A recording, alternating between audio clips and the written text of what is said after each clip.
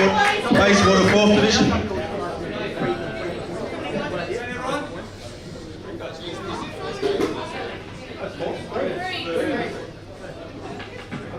You are. That's the middle of the shots right here. You know, we've got the tallest people right at the back.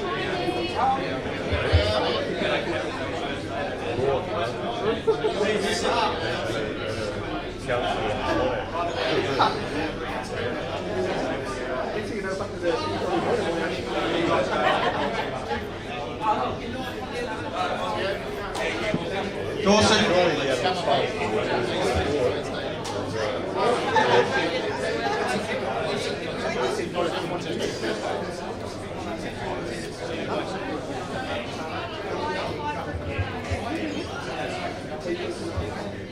That's the middle of the shot. So the tallest.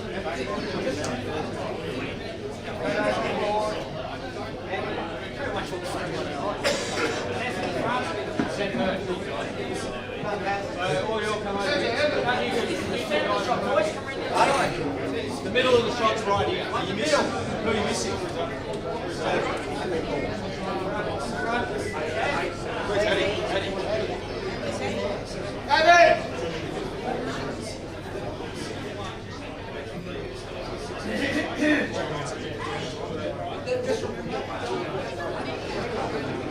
Come on, Thomas!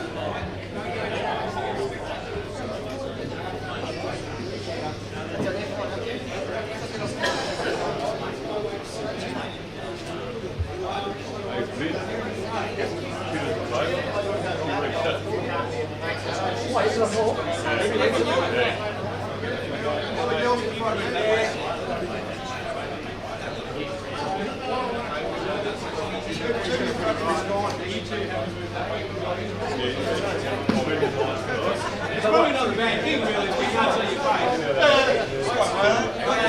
Oh, yeah. I didn't get the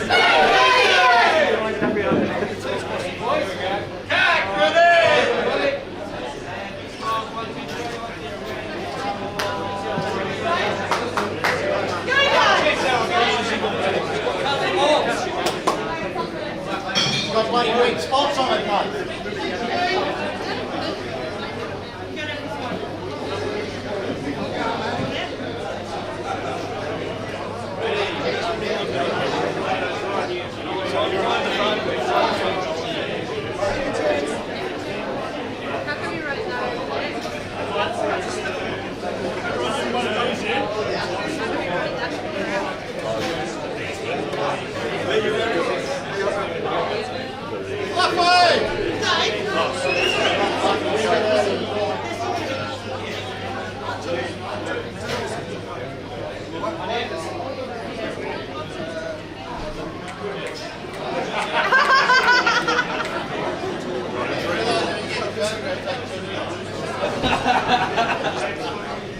Hey Jeff, I was trying.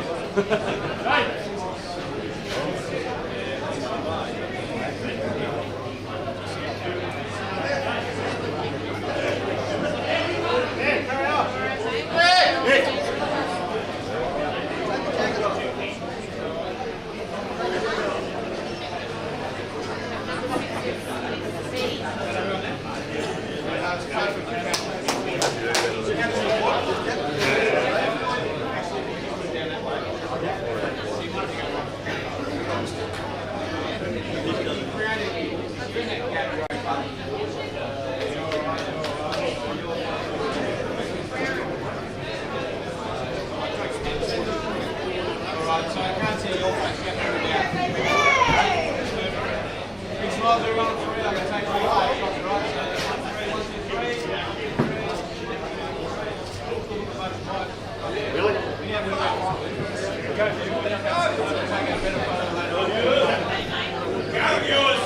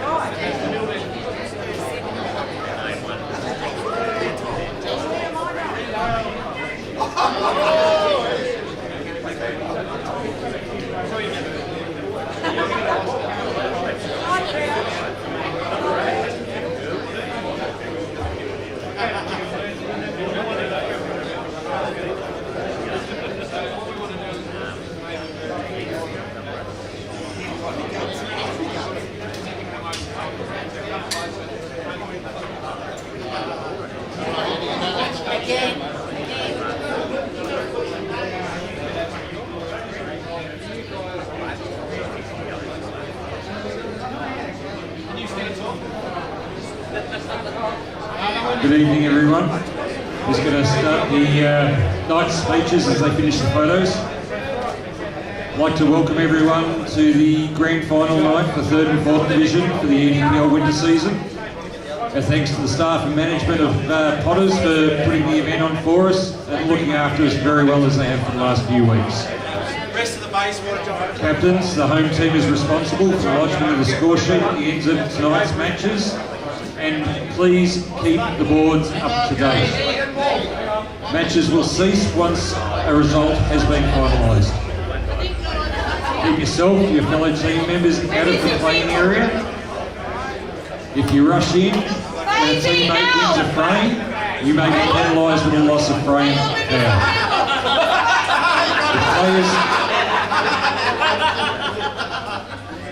If players are not happy with an umpire's call, they should ask for a timeout, and their captain may request that the umpire is replaced. Umpires, please keep your calls loud and clear to ensure the players hear you. If possible, seek acknowledgement from the player that they've heard your call. Ensure that players stand and sit in a neutral position whilst the opponent is at the table. In the event of a dispute by a player over a call, request the attendance of the head adjudicator whose decision is final.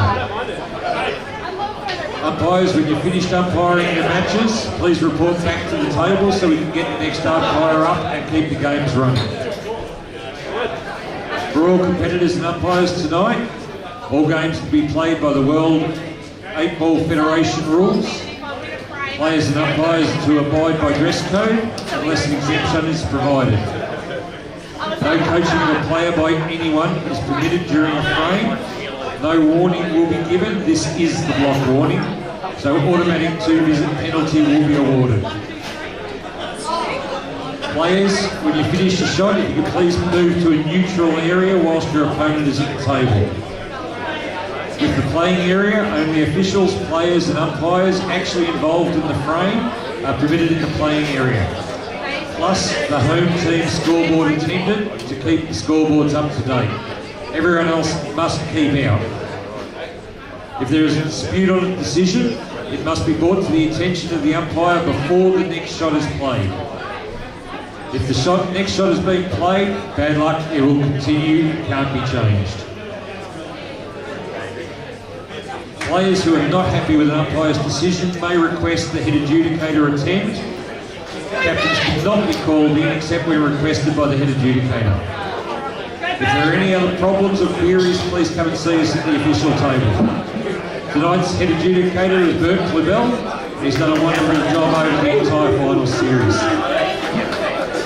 We'd like to wish our best to all teams competing. And players, if you can make your way to the table, umpires will be called shortly. Thank you. Here we go, Basie! Come on, Basie!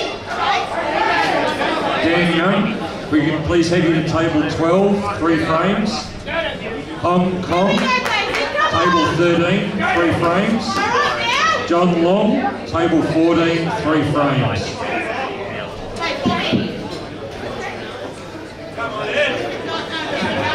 Scrappy, we can go to table 11, 3 frames. Bruce Wood, table 7, 3 frames. Matt McLean, table 9, 3 frames. Umpires, if you can get the tables ready, matches may commence on your call.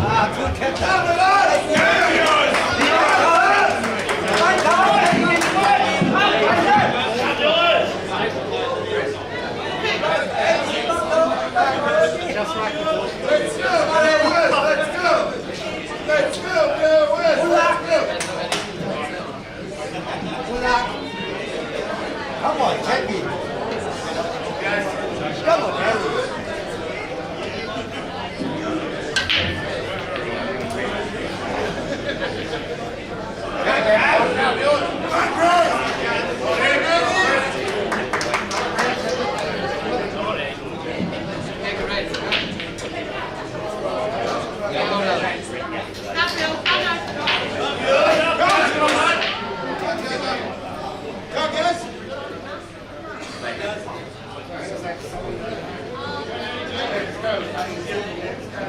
Go! Round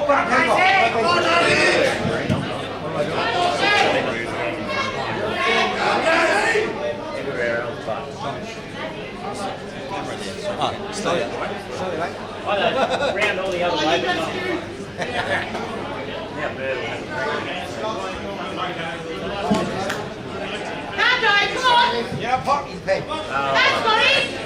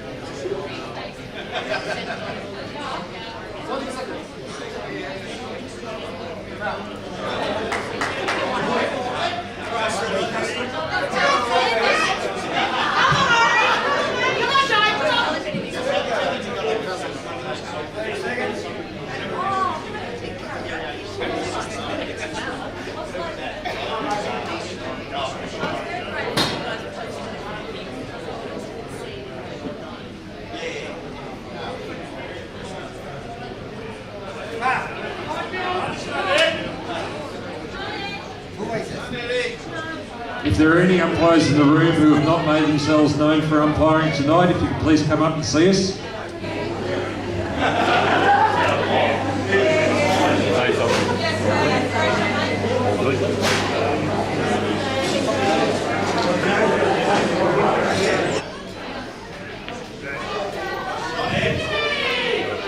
All good.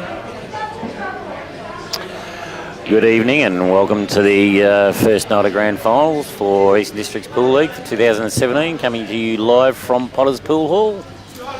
Potters have been absolute champions as far as supporting the league and individual clubs is concerned for the last couple of years, and they being one of our major sponsors as well. Tony and Barry and the staff do an excellent job. They're behind the jump there tonight looking after everybody. Plenty of room down here to have a watch. We've got the 3rd and 4th Division Grand Finals on here tonight. Plenty of room around all the tables to, as you can see, to have a look. So if you're not doing anything, you're passing, come down and see people enjoying the game that they play, and after a little bit of argy-bargy as well. Currently on the screen we've got 3rd Division Mountain View versus Bayswater. As you can see there, it's the 1st to 17. Total of 32 frames. The format is 8 players and they all play 4 frames each, so there's sort of 2 halves of the draw. And he's just played a massive double there, as you can see, that's just set over the pocket, and he's got his 2nd visit, so looks like first blood through to Mountain View. Both of these sides have actually been featuring in the finals for the last couple of years, so they've both built pretty strong clubs, and they've maintained the pretty much all the same players as well, so there's a lot of familiar faces. So yeah, first blood to Mountain View. On the other tables, which we don't have on tonight, is 4th Division, which is Dorset Gardens, and also Bayswater as well. So Bayswater are featuring everywhere tonight.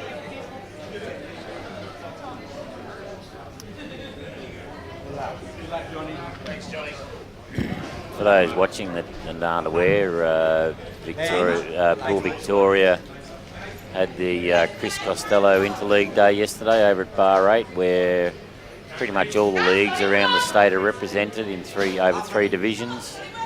Eastern Districts Pool League have 2 with a... Who can? The players. I'm not giving him any hints. Yeah. No. So yeah. Apparently I'm loud. But anyway,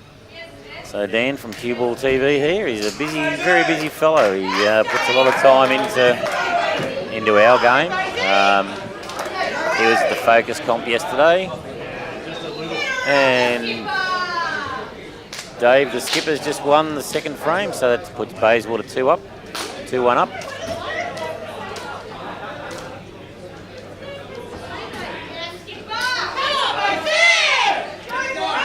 Anyone watching, you'll notice that the umpires are actually in their full club attire as well. It's something that we at the EDPL have been impressing upon players, particularly for finals and also when we're streaming. Just to show people that it's not a pub game anymore. And so we dress to impress, and everyone comes suitably attired, and it looks very good. So Bayswater 2-1 up, first to 17.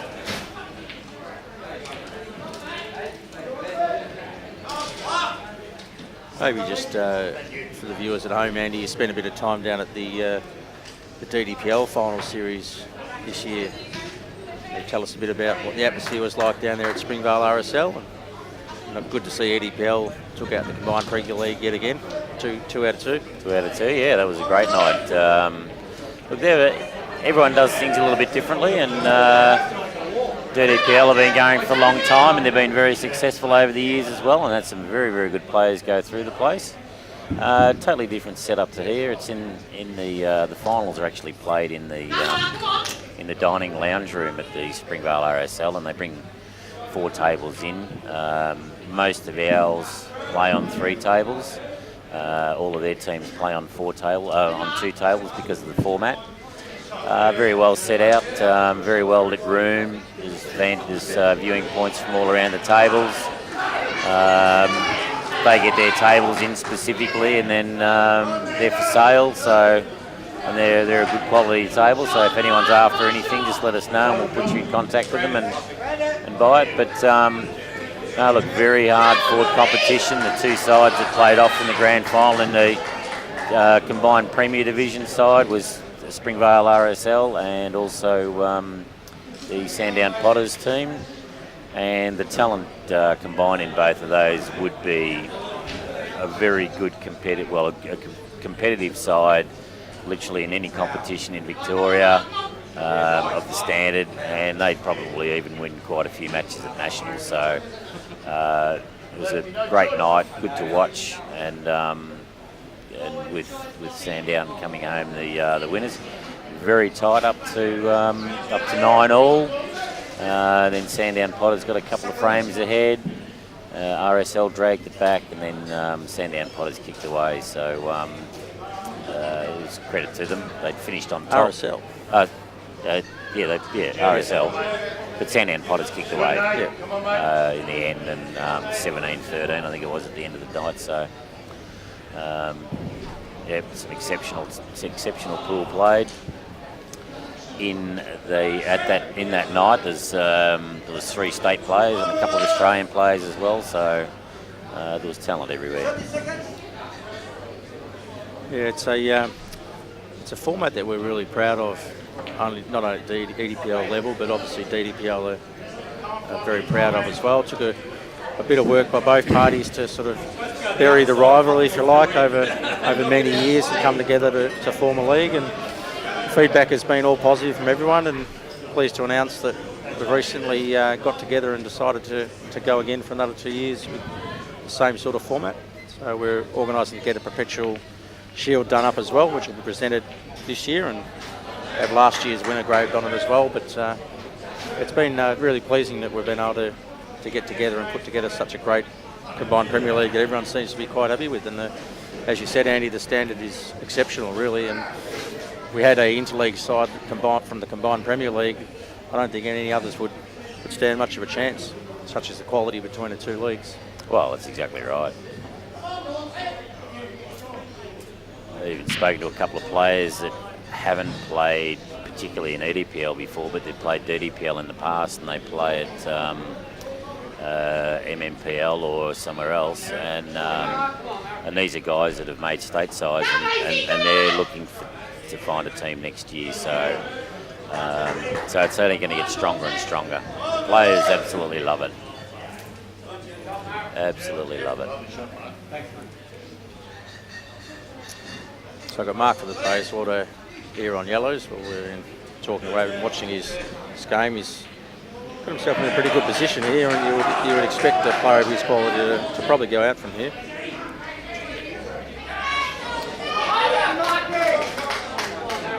While old Jeff Ward in the middle, settling up for Mountain View now. He was at Bayswater for a few years, so he's made a bit of a change there. Playing against a few of his old teammates. Closest table here. Looks like Bayswater might make it 3-1, I should say. Yep, no doubt whatsoever.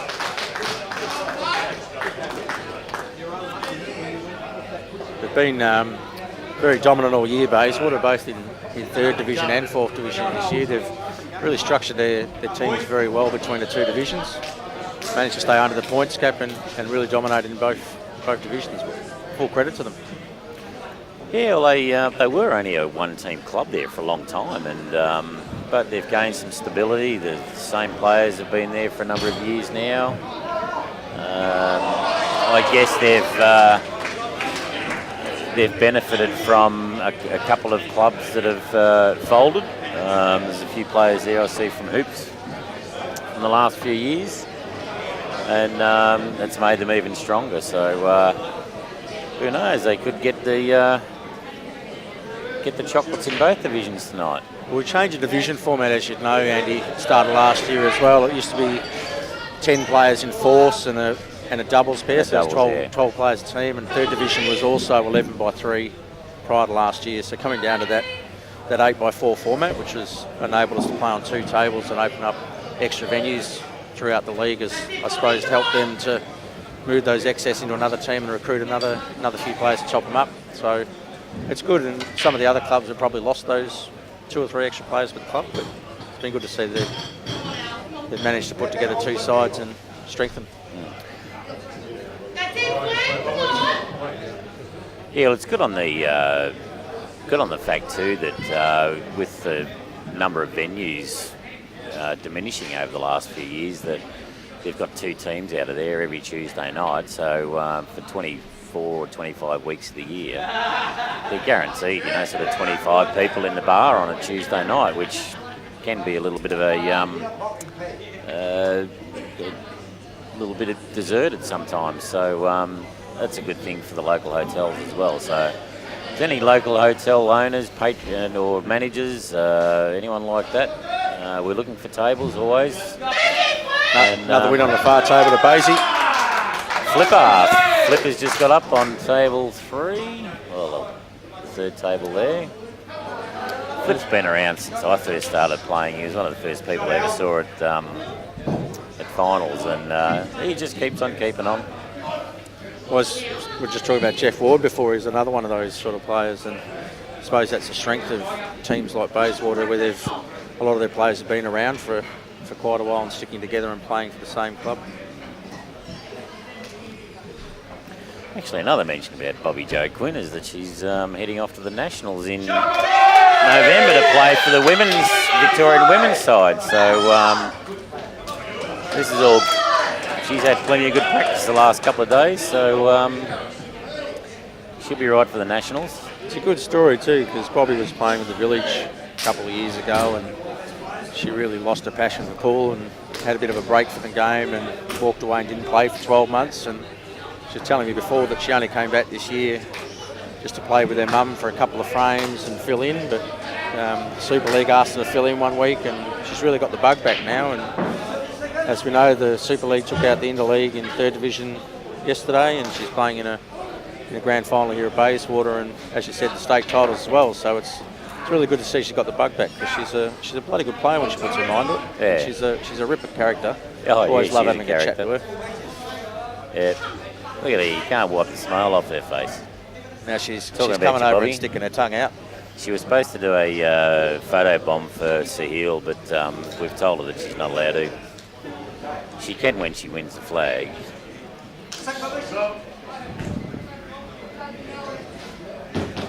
Let's get back to the pool, shall we?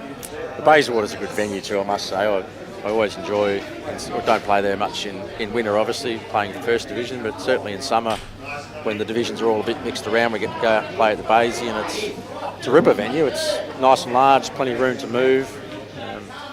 It's no good. It's no good when the blind's not down and you're hitting into the sunshine. Yeah. Yeah, it can be a bit ordinary early in the evening, especially around the end of January.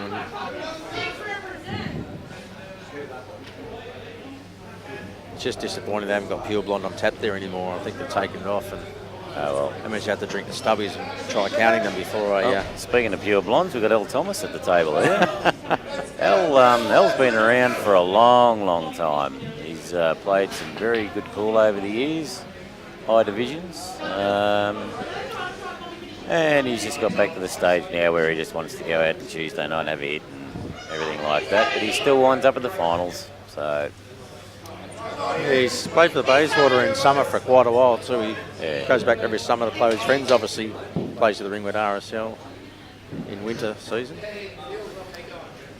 And he's playing against Tommy. He's played a lot of games at the Bayswater Hotel as well. So he's an old hoops and an old rumours boy, Tommy as well. Yeah. Loves his game. I remember umpiring a game when Tommy was playing for hoops, and I made a call he wasn't happy with, and got bloody fired up. So, you know what? It was the last frame of the night, and ended up storming out of the venue, and I remember thinking, geez, that's testament to the passion he's got for the game, really. It's, he can get fired up, that's for sure. As some of us can. Particularly when it's passion, when there's a passion.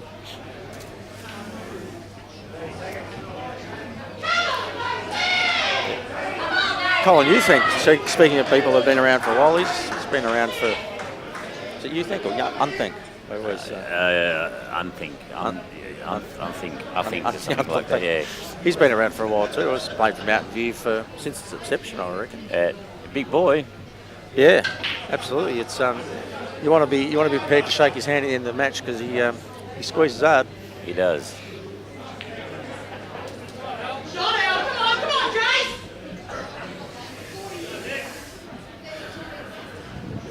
Alan Thomas. He's scouting around the table like a lioness after a gazelle. He's got a big shot here if he wants to pot it and get onto the black. Is he going to try a face cut double up the table, or is he going to go for the big cut into the top corner? Well, having played with Al before, these are the sort of shots that he'll hit off 4 rails and pot, and then he'll put his hand up and go, I meant that. Not this time, though. Ooh, let's say that's not the L. Thomas of old. No, Tommy can take stock of this. Oh wow! Oh wow! No, Tommy, it's the wrong colour in the wrong pocket.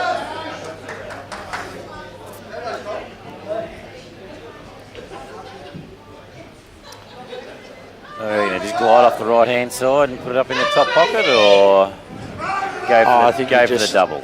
No, I think you just hit it into the middle of the table and use your second shot to pot it and come down in the black for the middle pocket. But this is Al, he's been playing a lot longer than us, so he could have anything up his sleeve. He'd probably just smash it in 100 miles an hour and set himself fat up on the black, knowing Al. Yeah.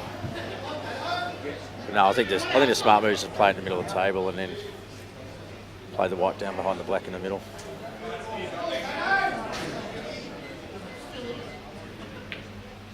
That's certainly not what he wanted to do. No, overcooked it. Still not in bad spot. All he needs to do is just run it in, and he should have the black in the middle. Yeah, it'd be difficult to hold for the black.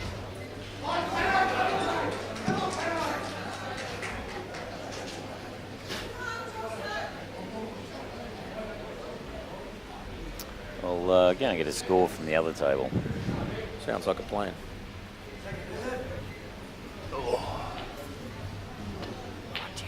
Oh, what a shot. Saw that.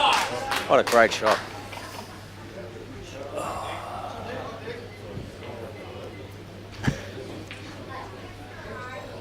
Shot, Jason!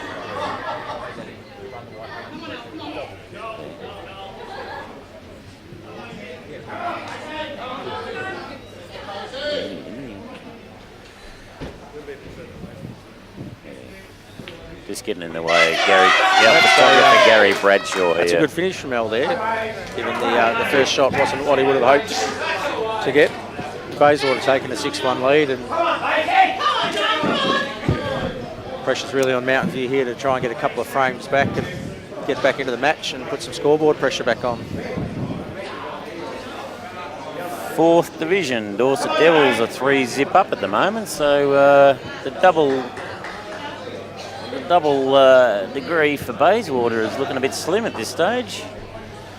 Dorset have been a pretty good side in 4th Division this year. They actually had 2 sides in 4th Division, so 5 sides in total, I think, wasn't it? Dorset had. No, they didn't have a Prem side. No, so they had four sides. Oh, 1st, 2nd, 3rd and 4th. They had 2 4th Division they sides. did too. You're right. So Yep, 5 yep. sides. So, Dorset Devils and the Dorset, whatever they were called. Can't remember the second team name. The Dorset. Settling up. The Dorset. The Dorset. Oh, okay. Well, it's just the Dorset. Fair enough. Mark Eaton, president of the very successful Sandown Potters Club this year. They won the Prem Division final. He had a couple of players that played in the EDPL interleague side yesterday. Great supporter of the game. Sponsors his own club as well.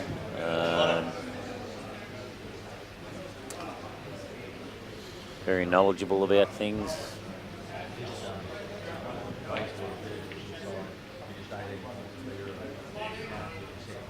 Wow.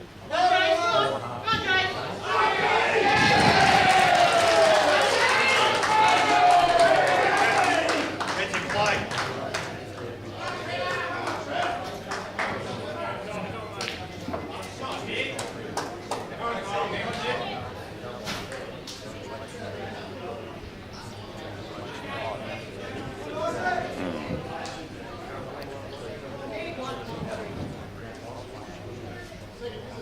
Oh, look, I think their captain should be going up to 1st Division next year where he deserves to be, so that'll take him away a little bit. So, Yeah, well, 18 points between 1st and 2nd. 4.5 games, quite a bit. And in 4th Division, Bayswater were 6 points ahead of the Dorset Devils, so only 1.5 games, a lot closer, and Dorset got that 3-0 lead over there in 4th, which is good. We, of course, had Sue Whitten collapse earlier in the night and was taken to hospital by ambulance, so we send our best wishes to Sue. She's been with the league for, I don't know, longer than 20 years, I would have thought. And he's always here to umpire every single week, so we send our best wishes to Sue and hope she makes a recovery quickly. yeah, Sue's certainly been around for a long time. She's actually been on the executive for the EDPL for a number of years as secretary. She was also on the state body executive for a number of years as well. Pretty much run. Got Bobby Joe sticking her tongue in my ear if we could get her out of the way. Can you please control your daughter? She's pretty much run the Gully Pool Club for since the late 90s. So yeah, all the best Sue. Hopefully you're back on your feet again soon and being a contributor as per normal. Hopefully she's well enough for the next delegates meeting because she's always keeping us on our toes. Well, I actually often say to people say to me, oh, Sue's always going on about the bloody financials, and I said, you know what, you need people like that in the pool league. You need people that question something or tell you when something's not right, because when you don't have anyone checking the books and telling you when there's issues that they see, that's where problems arise, as most of our members would be aware of the history there with one of our past treasurers. So I think it's good that we've got someone there that's keeping us on our toes and making sure that everything's done correctly. And arguably you could say that it's a shame that more delegates aren't more involved in the league and in the way things are run. Well, it used to be they'd roll up with nothing. They wouldn't bring they wouldn't even bring a pencil or a piece of paper, but we made it mandatory that they should have to. They report everything back to their clubs. So I've got a win coming up for the View boys down at the table there. Colin, you think? Dan's confused. 6-2. He's changed the screen and it's beyond me now.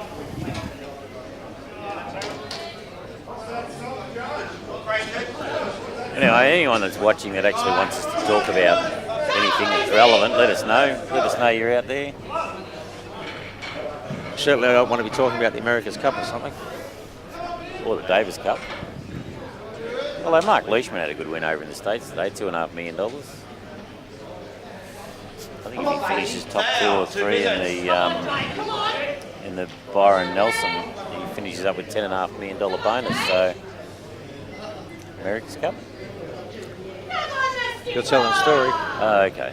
Big cheerio to Jan Littlejohn. Nah. He's just about to Steve Mitzi, play his front, I think. 12, 3 frames. Steve Mitzi. In the background there, we've got our administrator on the microphone, Craig Zammit. Oh, Doing the officiating duties tonight. Second visit. that's a great pot. That's a fantastic pot for second table. Brings Mountain View up to 3-6. Yep. Another frame or two in the game and be right back on. Yeah, we'll sort the wheat from the chaff. Oh, and Dave's missed that in the middle, but it looks like he's got the snooker up the table. If he hasn't got it, he's very fine. It looks like the player is not asking for one. This could be a little bit tricky here. He's played it very well. Left it dead on the cushion though. A couple of options that Dave's got here is to try and run that ball closest to the white up the table, and then leave himself in behind that other yellow. Try for the snooker. Well, you could arguably just hit the... Come on, Sonny! Oh, he's going for it, but he's got the snooker behind the black. It's not bad. Not bad effort. Lovely, skipper. Yeah, I was leaving him on everywhere, so he's not the sort of guy that'll play too much of a tactic. Table 13, But, 3 frames. Brett Kelsall. generally backs himself in.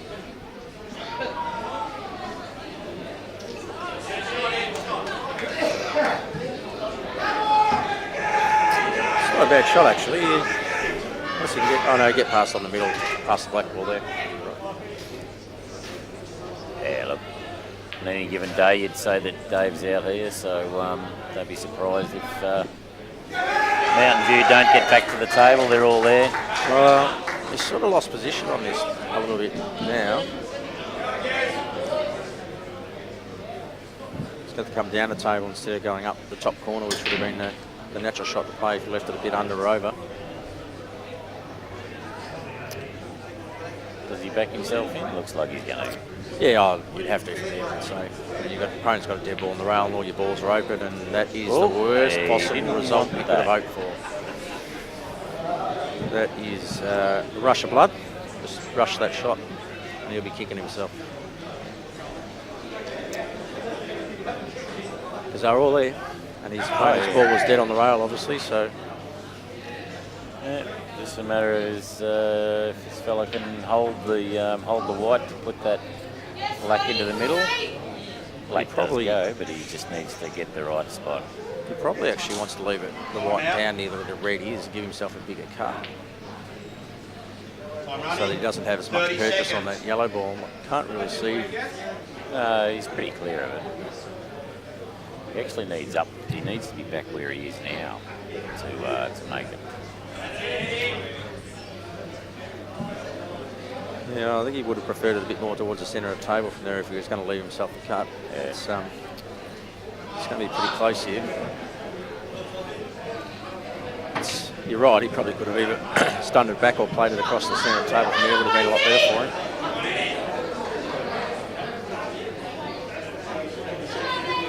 Big fella in the middle table, Gary. He's been around since nice shot. everything was happening as well. So another one to Mountain View, 6-4. Mountain View made a comeback. Yep. Skipper was outplayed. Maybe the nerves getting a bit to him. Yeah, well, just that rush of blood really rushed that shot in the middle, and probably in hindsight should have probably gone out from there, but not to be. For those watching, it's no neutral supporters. It was sort of a good thing because we like a close game. Yep. Always like a close game. Not like the AFL semi-finals. A couple of wipeouts. Yeah, I must say I wasn't overly surprised at West Coast. I'm arguably lucky to make the finals and lost to Collingwood and St Kilda in the 5 weeks preceding, so it's not surprising that GWS wiped the floor with them, but I must say I was quite surprised at Sydney's performance. I thought they'd do a lot better than that, and probably like most people, I thought they'd win. Yeah, well, they were my favourite as well, but what did they win? 16 on the trot. They would have had to have won 20 to win the flag, and that hasn't been done since Essendon. Back in they lost in round 20, I think. Yeah, against 19 straight against Western Bulldogs. Yeah, Chris Grant at Etihad Stadium there. Yeah, kick Chris Grant's taken a mark on the boundary line, 40 metres out on the boundary line, and he's just gone back and slotted it through. I was, as a Melbourne supporter, I was shattered that year because that was the best Melbourne side I've seen. Well, I've been alive, and had Carlton that knocked over Essendon in that preliminary of the year before. I don't know if Essendon would have had the hunger they had in 2000. I was at that 99 preliminary. That was a hell of a game. That hell of a game. I was on top of the Northern Stand before they redeveloped it, and had a couple of drinks. And that was against Doggies, wasn't it? Come again? That was against the Doggies, wasn't it? No, Carlton Essendon 99 preliminary. Oh, no, I'm thinking about the controversial free kick that Jeff White got in the ruck in the boundary with you guys back in front. I think that was a semi-final, I think. He played Carlton. I think, was that that's qualifying final, wasn't it? Yeah, qualifying against Footscray. Yeah, no, against Carlton, Melbourne and Carlton. Brad Green let leash in the 4th quarter. No. Bobby Jo's just playing on the front table here, and she wants us to talk about her again. Oh, we're going to now. Let's see what this... Come on, Flippy!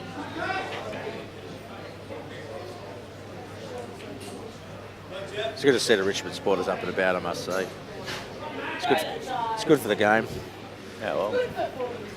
Actually, at the risk of being hounded down for about the comment I'm about to make, it'd be fantastic to see Richmond up by 5 points when the siren went, and Toby Green to kick a goal after the siren and win by a point. It'd be no, not Toby Green. Oh no, I tell you, there's nothing better than Richmond or Carlton supporters when they're shattered and devastated, because Facebook and Talk About Radio is the most entertaining thing you'll ever see.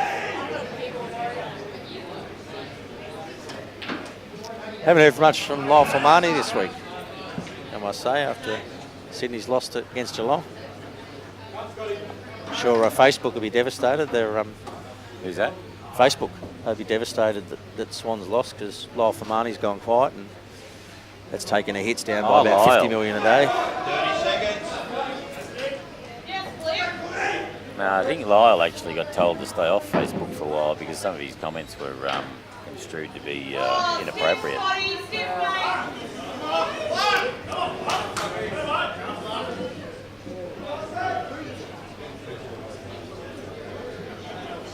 No, it's good to see the Tigers up and about. I hope they get through the granny. I think Richmond and Adelaide grand final would be fantastic. We were going to talk about the pool. It's not up here. Yeah, let's talk about the pool. Yeah. Melbourne's not in it. Western Bulldogs in it. Doesn't matter. Let's talk about the Storm if you like. Oh yeah, no, well. Booked my tickets up there for the granny and the grand final tickets and the accommodation after they won against Parramatta in that qualifying final 2 weeks ago. So it'd be good to send off Cooper Cronk his final game for the Storm. Yeah, it'd be sad to see him go. But there's a lot of new prospects coming through. Cameron Munster's a jet. Oh. I'm glad that they've kept Vunivalu and thank you, David Booth. I've just got a message from him and he's told us to stop talking about the footy. Collingwood supporter. Collingwood supporter, yeah. Yeah. Wouldn't want to talk about the footy, would you, Boothie? No, not at all. Yes. That's two people in the world that call me an idiot, and David's one of them. Well, given we've got an active viewer there, maybe we'll ask Boothie what he thinks about Bucks, whether he should have been given another contract. Let us know, Boothie. Let us know if you're on his side or you think they should have got rid of him. Boothie and I have pretty much the same conversation every Friday night. Depending on what time of night it is and how many beers we've had, it differs. Boothie doesn't drink beer. Yes, he does. Until we start drinking something else. But, yep, go Pies. No worries, Boothie. 30 seconds. This is a strange shot selection here, I must say. Oh, well, that's... Oh, and that's a very big mistake. But it was a tough one because even if you cut that in the middle and then play it down here, to try and get back on the black from that bottom corner pocket would have been a monumental ask. Could this be the start of something? Well, that has definitely tied the game up. Tom that Leaper, yellow- table that 7, yellow from there. 2 frames, Tom Leaper. Isn't really potable. I think the red's in the air. The red's just in the way of the side pocket. So it certainly tied the game up a bit.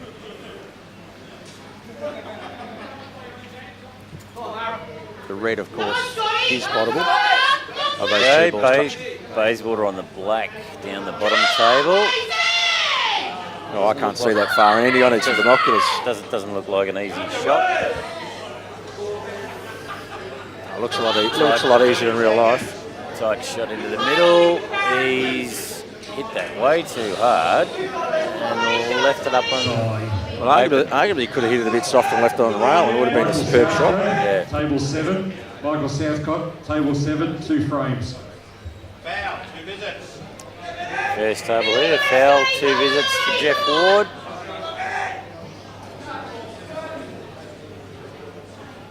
They're all in a position now that Jeff can take this out. Yeah. It's not the greatest shot there though. You'd probably take that one over in the pocket again and bring it down this side rail.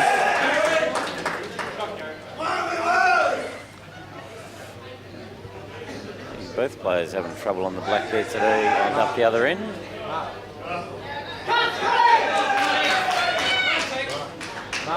He's all right.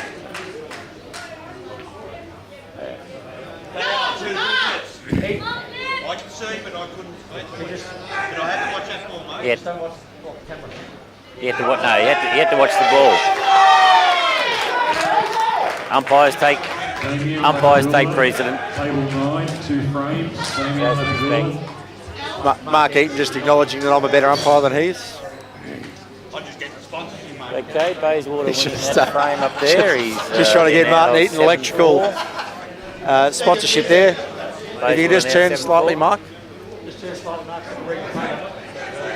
Martin Eaton Electrical 0437 721 964 for all your electrical work.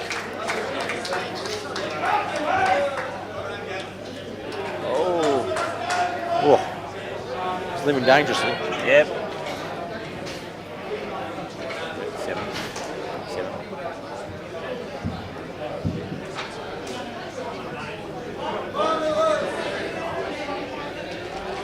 This should be interesting, Bobby and Nate. Yeah, I need my binoculars.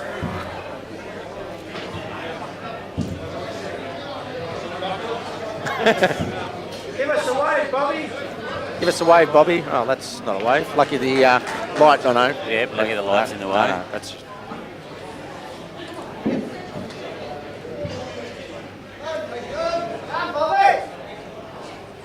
Josh Sheridan to table Oh. 11, 2 frames. Well, that's a Josh bad miss. Sheridan. Bad miss, but lets him back in.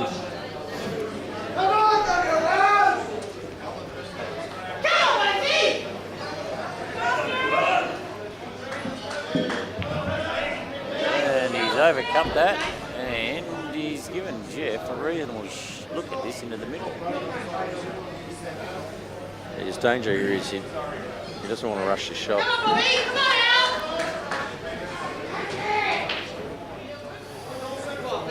Overcut it. Chance for Flipper to just knock the yellow off and sneak in. Sneaking down the table and give himself 2 shots to get back into the game.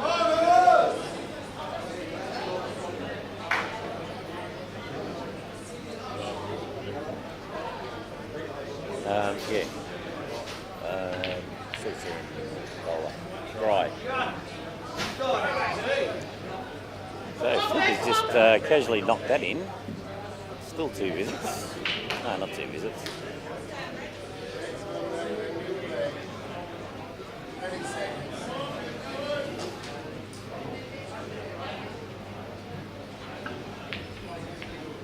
Oh, he's running them everywhere. And he's left that very, very safe.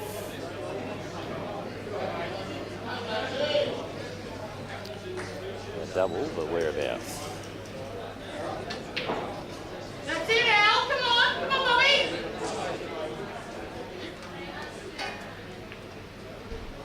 Come on, Flip. Yeah, good defensive shot there. Flipper can't. It's going to be pretty difficult for him to cut that in if he can get past the red.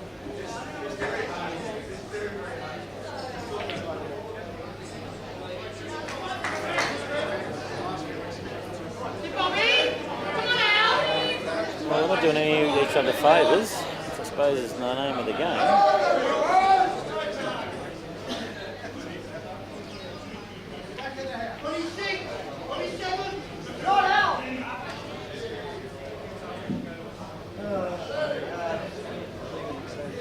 L. Thomas in the middle, still stalking.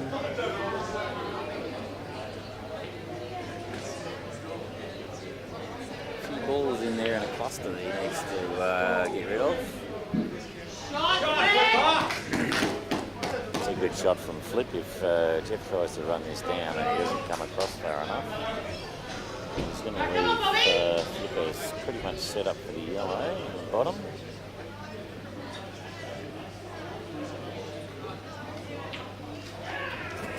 That's it, Al. Keep it up. That is a big shot, Jeff, but bad luck. Come on, Flip. Been good for him if the white ball hadn't dropped.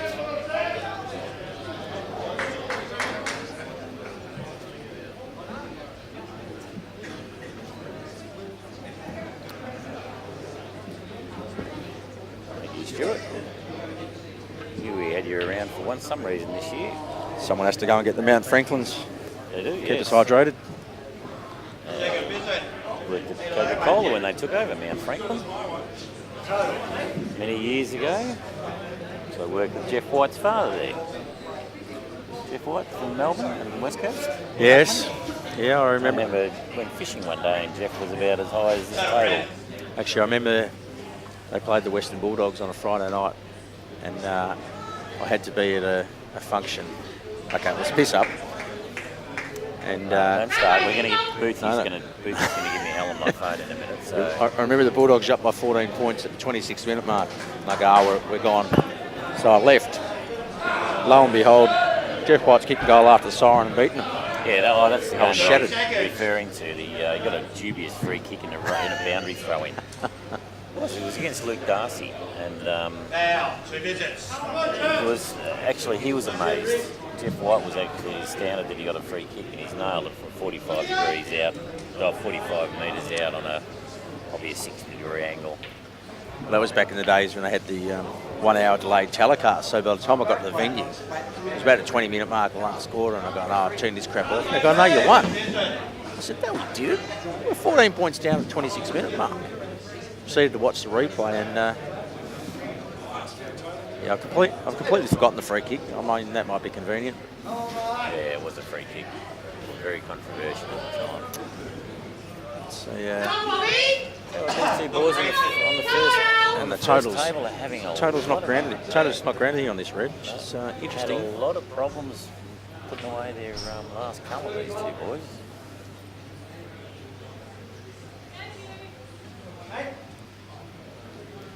Oh, and Jeff played that correctly. That's a foul because he said not granted. The total wasn't granted. Oh, that's right. Yeah. Oh, there you go. That's what, Jeff obviously thought it was total because he was dumbfounded when the umpire made the call, and foul snooker now granted, ball in hand obviously. well, this will leave it up to Flip for two fairly easy ones. They'll actually be coming the other way. Yeah, I would try come to the middle.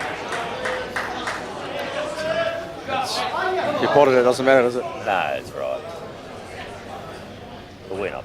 We weren't good enough to make finals, so. Bit of breathing space for Bayswater there. There you go, ladies and gentlemen. That was a classic example of knowing the rules and keeping your mind on the game. Lapse of concentration there. He's thinking, I've got the total.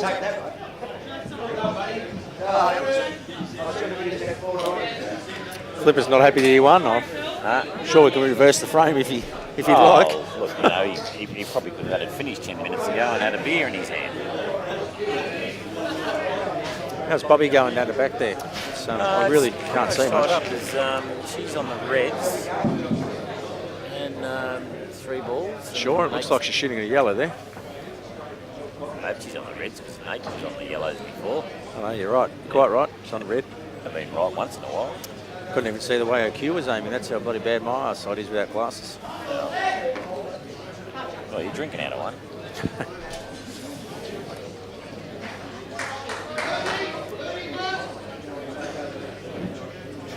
Ange has almost fallen over and gone head first into the wall. Tripped. Everyone heard that, Angie's sober. That's why she didn't see the power cord, obviously. It's a big white cord running along a dark carpet.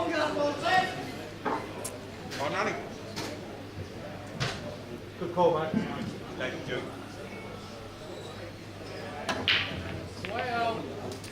Is that Boothie again, is he? Yeah, it's Boothie again. I'm just going to go and get Dorset Devil's score for Bit him. bored, are you, Boothie? Still haven't told us if you support them keeping bucks or not. Still waiting, Boothie.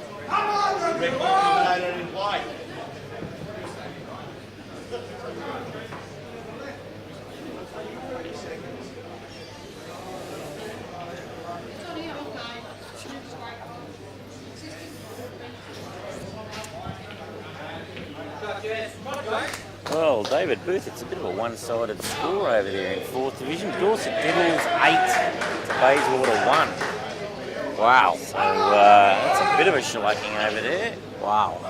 They would be disappointed with that Bayswater after finishing top of the ladder.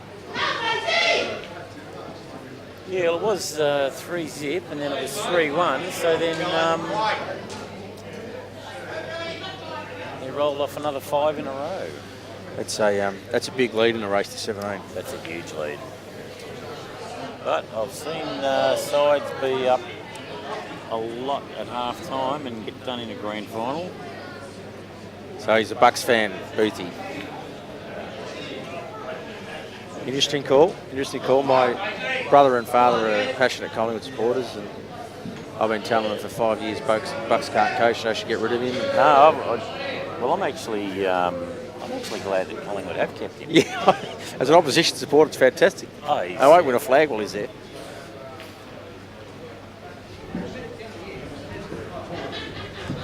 I just wonder how David Main's feeling.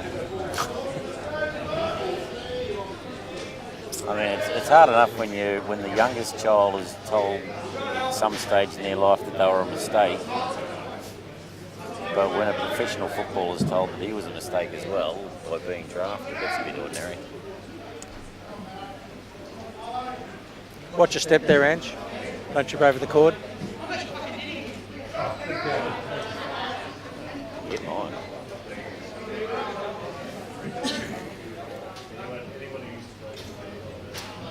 And tonight we've got Gary Bradshaw photography here doing all of the 30 seconds. doing all of the photography tonight around the traps. It was a very good presentation of the premiership, his photos as well.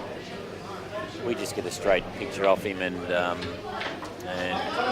put it into the trophy at the end of the year, but Gary actually incorporates shots of all the players playing during the night and have them in the background. So he does a lot of pool tournaments, passionate about it. He also does fashion photography. I've seen a few of his bits of his portfolio lately. Lucky man what he does. Have you seen any of his portfolio? Yeah, quite a bit actually. Pretty impressive. Yeah. So,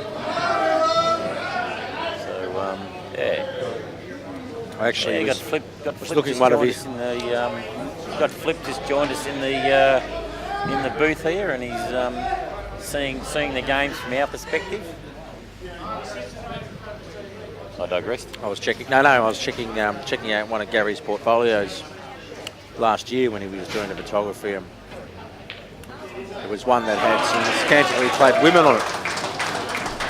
And my wife walked into the room and I copped it. And then I had to explain obviously what I was doing, and I was actually looking at a professional photography portfolio. So maybe if you're watching at home and you want to check it out, just be careful who's around. Yeah, the latest one that he put up the other day was pretty much retro. It's 60s style. Table 3 there, Nate's over, Nate's on black. Got a couple of ways to go, so he looks like he's ready to clean up here. See how his nerves are. Shot, Jake. That's a better. Put some pressure back on Bayswater. Yes, he's dropped the big black in.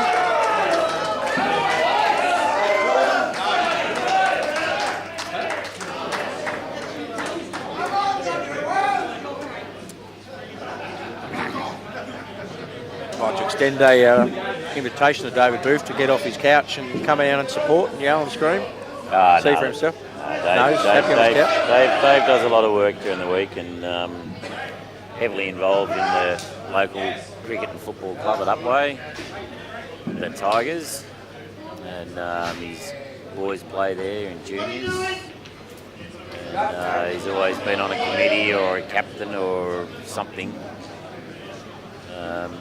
in both the clubs. So Tuesday nights is R&R night with pool. And then from Thursday it's Thursday, Friday, Saturday it's cricket or football.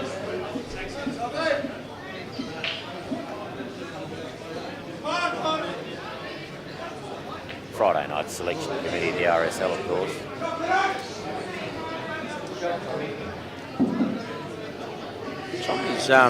Tommy's actually a good chance to go out here if he plays it right. Yeah.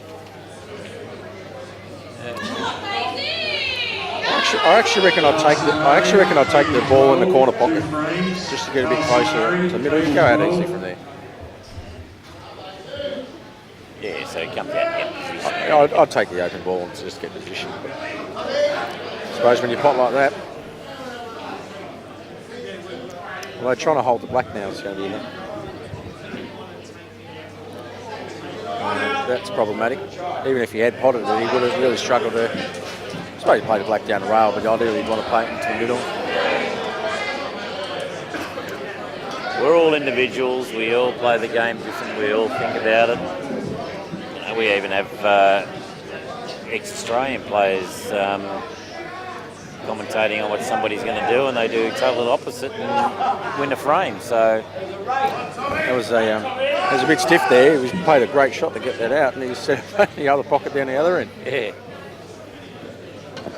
Well, that's Tommy. There's no need to belt it like that. He's left it reasonably safe. Wow. Bucks a fortune, as I say. Home captains, please remember to keep the scoreboard up to date, please.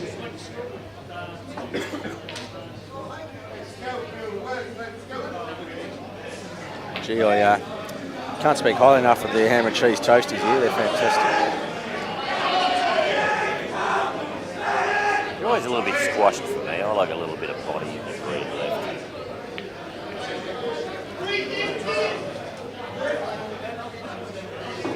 3 dim sims, are they yours, Boothie?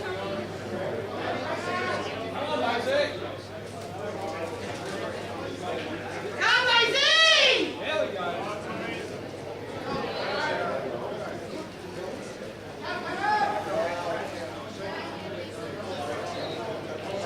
Oh no. Oh no. Colin on, thanks. Yeah, Foul with that. Murray, table Oh, 12, that's big. 2 frames, please. Knocked this, Big in the scheme of things with a foul. Yeah, that's disappointing. Very disappointing, especially at the stage that game's up.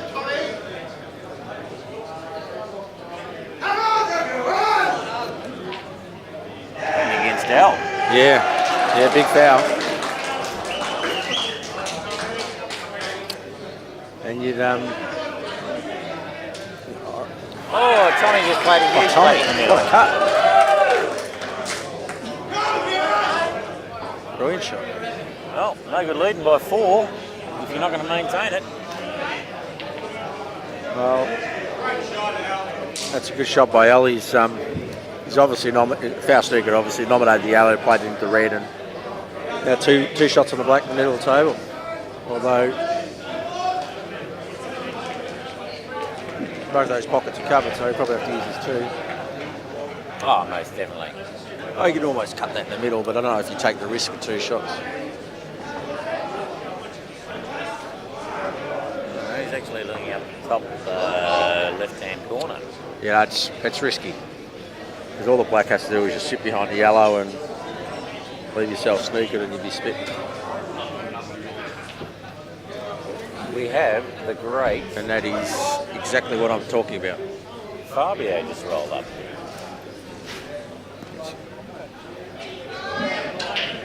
So he's obviously sneaking himself now. Ellen? Anyone who knows, who Risky doesn't know shot. what I'm talking about, Dion Moyer, just going to ask him whether he watched any of the interleague game yesterday, but he's wondered. Oh, we're into the 3rd round, into the money, into the premiership round. Let's see who takes this and sends it out. There's in a bit of bother here, Al, actually. It'd almost be a bit... His best chance is almost to pop the ball in the pot, as he's about to do, but... Got it, and the other guy hasn't got terribly much hanging around. Oh, that's... Should have definitely dropped. Yeah. It's given Colin a chance now. Colin can actually now... His best shot here is to knock that yellow out. Fine, cut this yellow in front Correct. of the black. Yeah. Yep. He only really has to kick it onto the rail over this side and going behind the black down the rail anyway. So, I don't know what he's doing here, but it's a strange shot to say the least. He's still got that dead ball sitting behind the black now, so...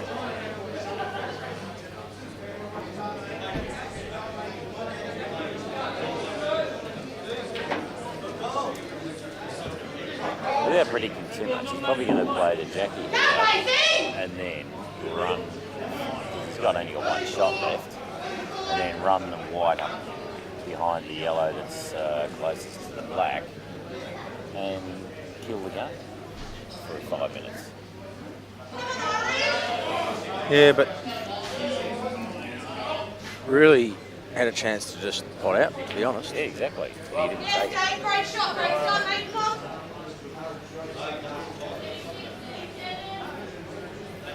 Come, Bill, come on. Come on, Al. Must have said something pretty good because Boothie's given us the thumbs up. I think those for the 3 dim sims that were ready. Oh, okay. It's not like Boofy to want a bit of fried dim sims with his beer on the couch. We'll deliver them to you tomorrow, Boofy.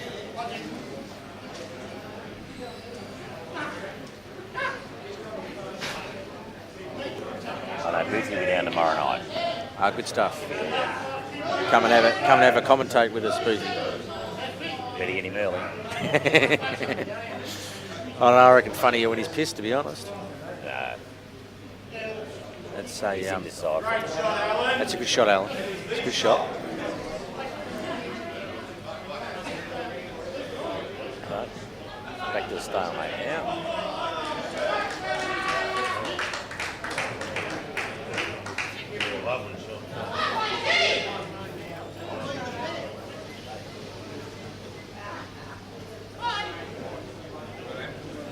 This is he's probably after that shot he's actually at a disadvantage here, Colin. Alan's probably favourite from here, and it all comes back to that shot he had before where he had the chance to clip it out and really give himself a chance to pot out when he had the two. That's a fairly good effort from where he was. And pressure's well and truly on this shot.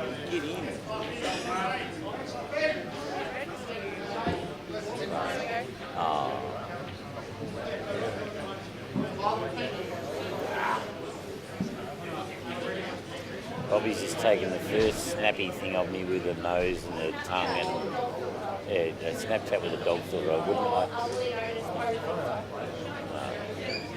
Whatever it is, I've been filthy.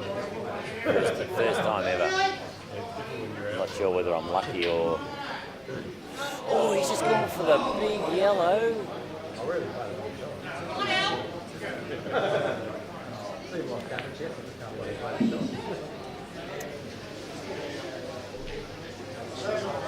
I think the pressure's getting to some of them, Stewie. Yeah, it's funny, Paul, because it only takes that one incorrect shot and it just changes the whole game. Alright, third table just to Bayswater against the Big Jazz.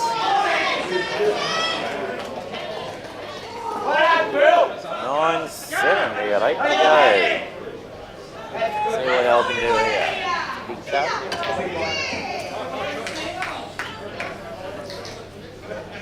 And he's made it. Oh, hang on. Oh. Yes.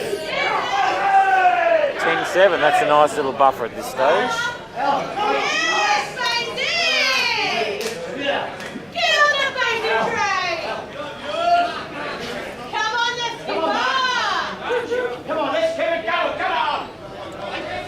I used to live in Bayswater. I remember when the Bayswater Hotel was first built. Yeah, I don't think I was alive either, Bobby. I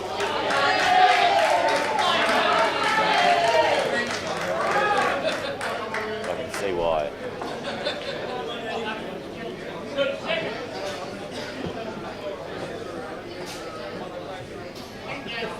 Everyone check out Bobby's Snapchat. Probably Instagram.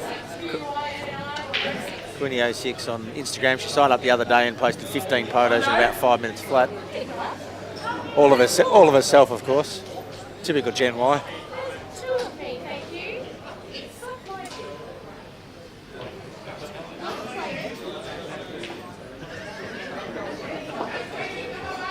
I think I'll let the viewers at home decide what to do with that comment.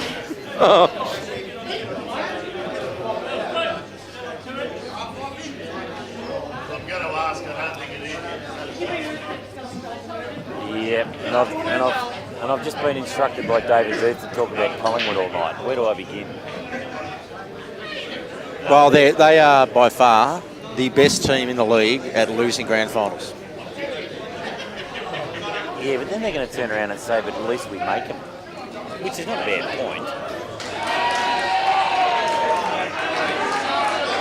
Well, I always say if you're going to finish second, you may as well finish 18th to get a couple of draft picks. Like Melbourne did for a few years. Yeah, helped us. We got Tom Scully. Yeah, and then you butchered him. Yeah, but we got Jimmy Tumbas for the compensation pick.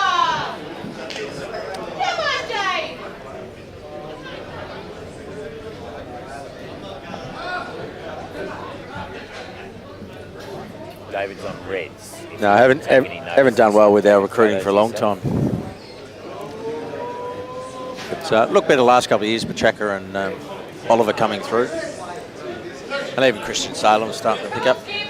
Well, at least next year, GWS don't get any preferences. They run out of them. Well, I don't know. If they don't make the grand final this year, they may always put in an application to the AFL and say, look, we need more draft picks.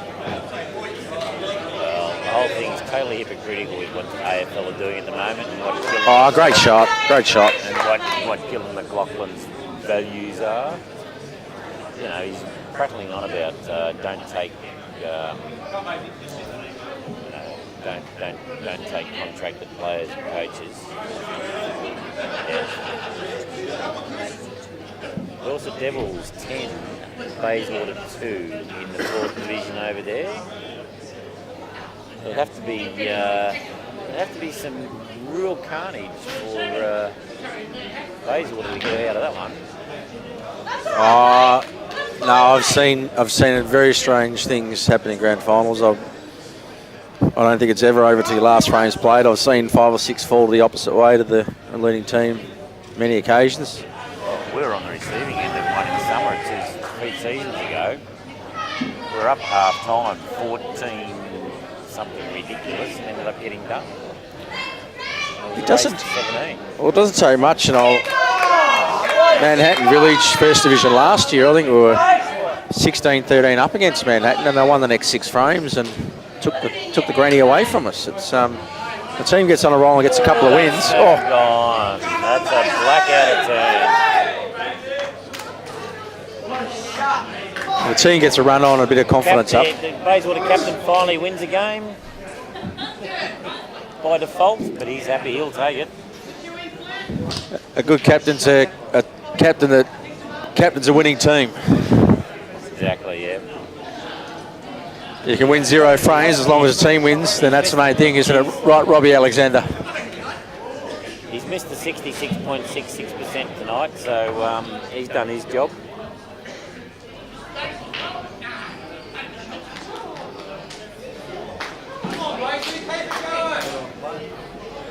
That's a great shot, Scotty! Great shot, mate! We should, of course, Andy, as we always do, thank the staff of Potters, particularly Tony and Barry and Carol Wakefield for supplying us the great venue again, and tables in beautiful condition, and they've set it up with a lot of room for spectators, as they always have, and they've always looked after us quite well since we've started playing the finals down here, and we extend our thanks to them and the staff for their hospitality, of course.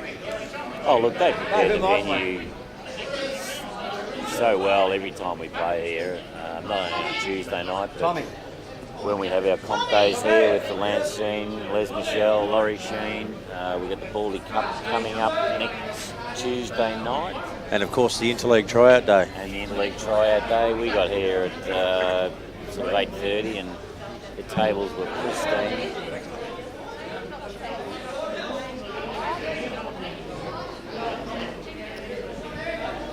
Yeah, sorry, keep going, Andy. We're just being distracted by Bobby. And Tony was telling me, I think it was the last time we had someone here, that Barry was here till 2 o'clock on the Sunday morning, levelling, lining, brushing. They maintain them as well. Anytime the cloths start to go, he gets either JR or Sean in to re-cloth and everything like that. And they're good tables to play on. And it's good to have venues such as this, and there are other venues around, obviously, that rack them up out there in Lilydale that support our league and allow us to play pool.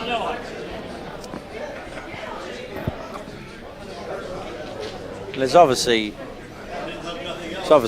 not a great margin for them to make money out of this, given that you play pool on a Tuesday, Wednesday night, or whatever it may be, but the rest of the week the venue's pretty much empty. So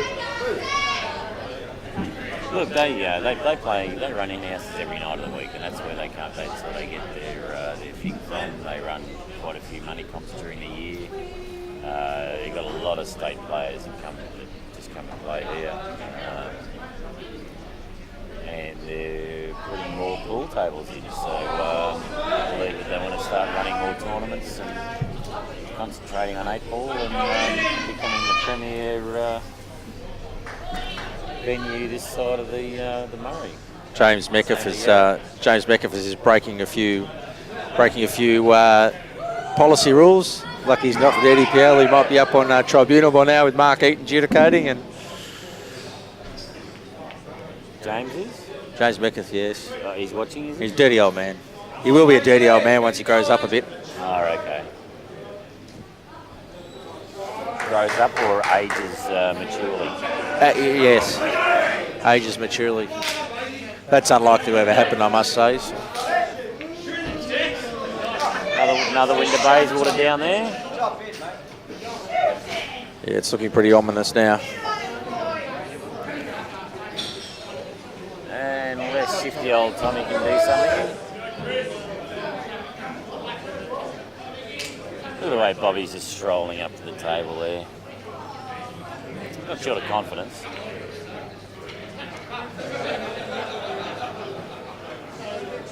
It's good she's on the far table. Yeah.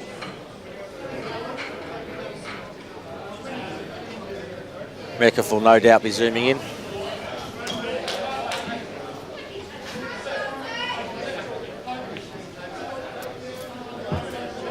Flip's tried to cover the black, but he hasn't been successful.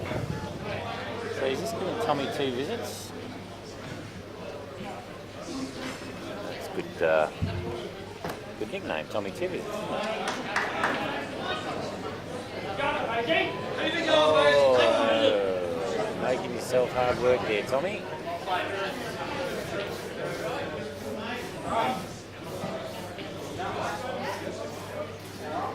Warren Whitten's adjudicating on his table there from Cutters.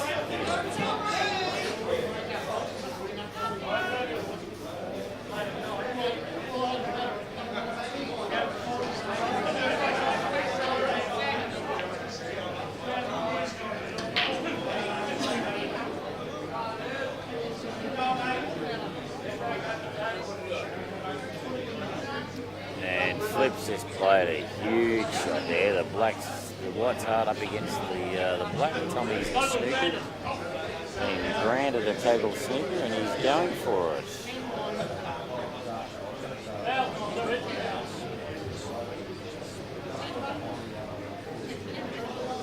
Yeah.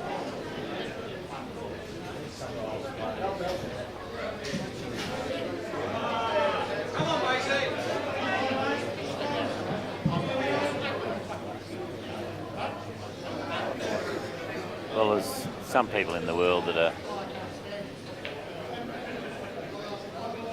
better watchers than players.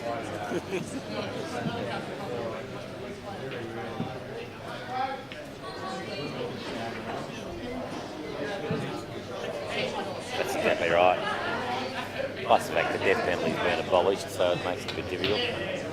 That is a huge crack out there from Tommy. He's just gone for that.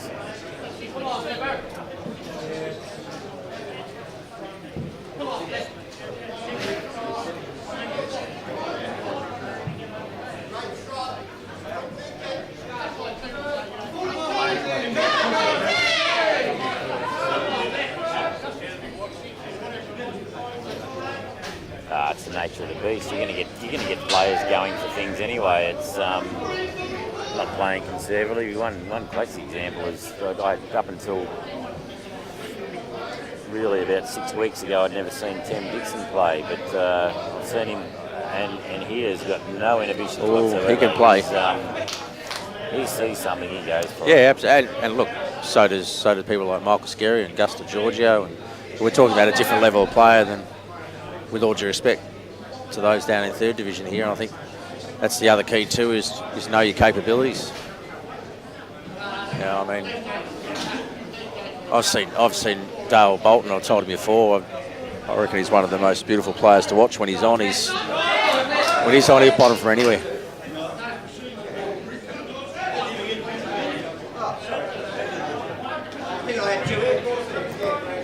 Flipper thought he's had 2 hits, so he wasn't concentrating on what was going on.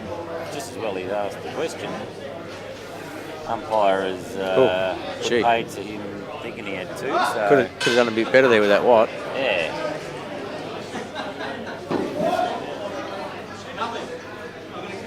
Is that a pub cue he's playing with there? Look at that tip. I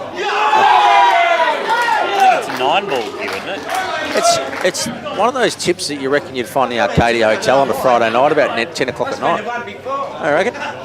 The one that's got little, and it's got little crack down the side. But yeah, look, you don't need position on the black when you can pot it from there. No, that's exactly right. Well, one of our players, the last round of the season, he actually left his cue at home, and he'd been playing very poorly. This is Scotty Prendergast. He's been playing very poorly. Scotty. And then the last round, he's got he's got tickets with a house cue. Oh, no. From the pub. Wow. But isn't that the thing? With a house cue, you can't put any sort of spin on the ball, so you just pot. You know, and it's funny when you have a couple of drinks and you're around your mate's house and you're playing pool, you tend to play a lot better because you're not worried about what you're doing or what you're doing next. You just relax and just play a couple of shots. In the middle there, he's just face cut the red out. Hasn't touched the yellow, which could have dropped. And I believe he was foul snooker. Didn't he have the foul snooker and nominate? I just watched briefly on that middle table. I thought it was a foul snooker that he had. Wow. Well, it's going to be very difficult for Mountain View to come back from here, I believe. The smiles on the Bayswater faces. There you go, it's 15-7 now, is it? 9, 10, 11, 12, 13, 14. Oh, you missed that.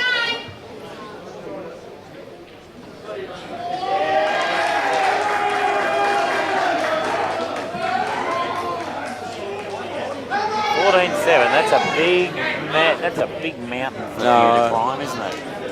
No, I reckon it. Did you hear that? Yeah, Big it's mountain for you to climb. Wow, we.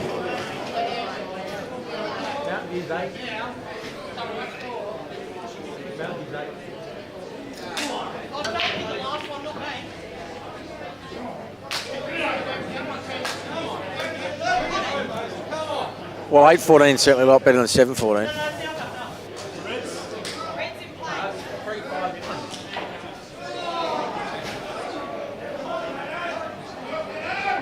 Cole Pascoe, table 13, 2 frames. Cole Pascoe, table 13. 2-5-1. Well, currently Mountain View's on 0 because Anne just ripped their score off the board, so we're still a bit confused as to what's going on here. Well, look, there still is a chance. I mean, if they can reverse. Sorry, Andrew's just spelled out the word 7 to be a bit of a smart ass, but so we'll just change that score somehow. He was typing it manually. There we Let's go. hope anyone doesn't sneak up there with a pen and write dwarves under the middle, under the bottom. Dwarves or dwarfs? Haven't won a frame this round. No, it's Mountain View. looking rather precarious. Mel Thomas is up against the young Nate.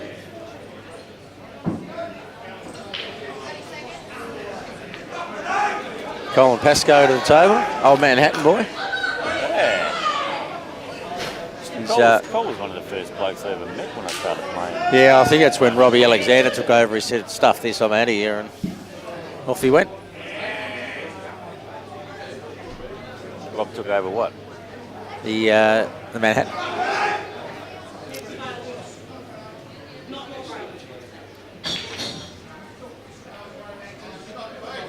Yeah, Cole had been there for years. And he'd been in the Croydon as well. Jesus. Might need a set of hearing aids after being here with Ange. Oh my goodness.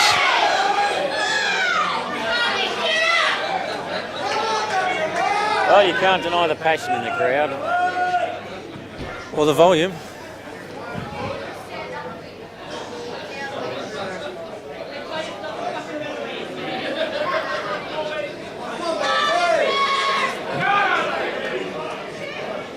Well, it's been a disappointing night so far. It was a nice close game early, and it's obviously a whitewash over in the corner unless something dramatic's happened since. But It's like the AFL finals. yeah, absolutely. I think they're going to be close. And,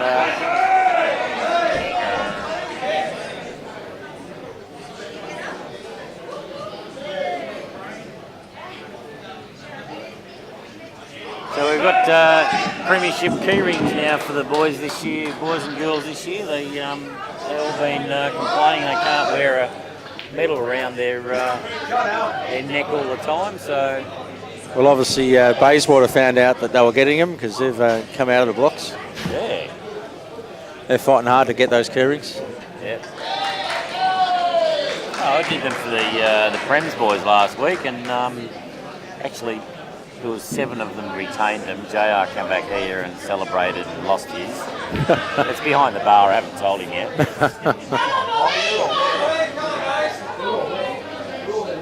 Flipper reckons that Bobby should pot out for me. Yeah.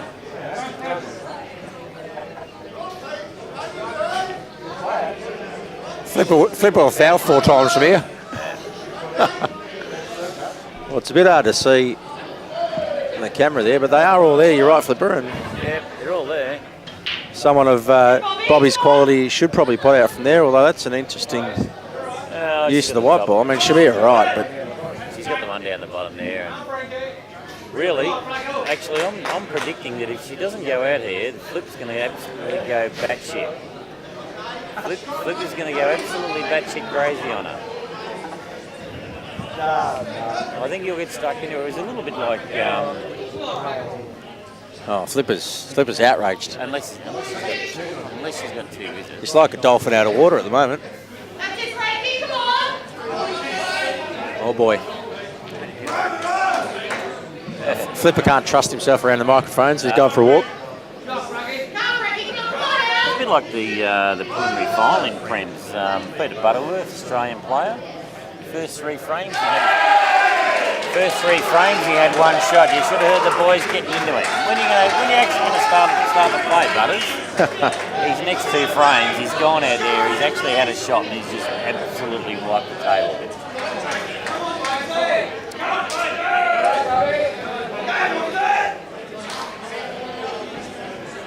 Might just go and check out the score on the other table. Yeah, you're going to have a game. You using the card? Yeah.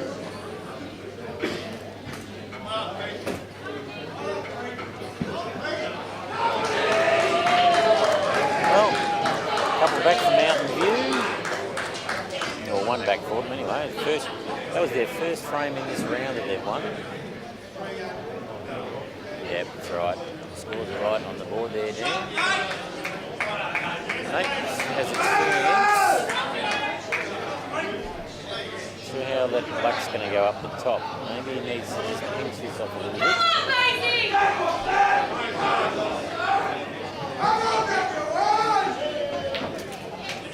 And he's overcooked that well and truly.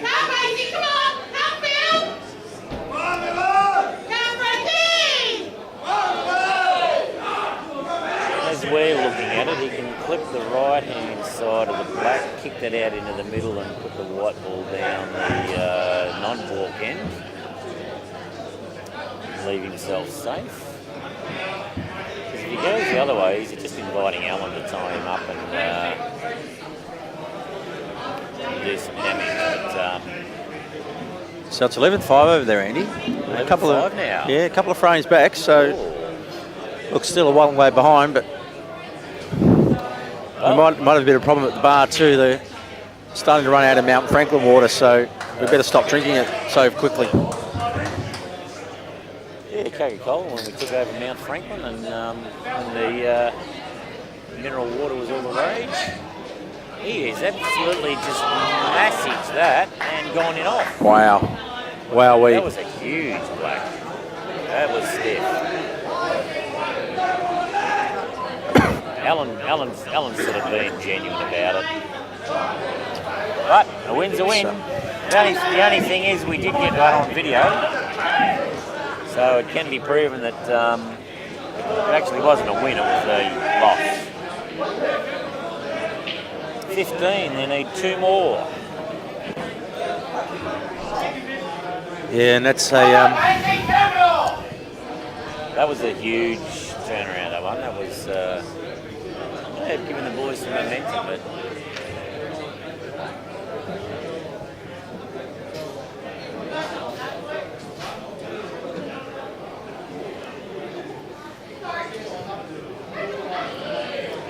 We've got Frank Noon in for a run in the 3rd round. Super sub. this episode, yeah, look, actually Frank plays in just about any competition that he can get into. He's as keen as mustard. And actually, there's a bit of pressure on Frank here because you could jug Bobby up in the round.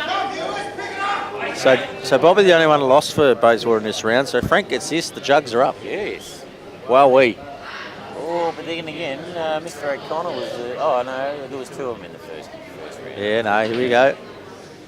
No, jugging up. Bobby could get jugged up here. Come on, Baysy. Come on, Frankie. See Bobby have a shout. Where is Bobby? She's nowhere to be found when you need her.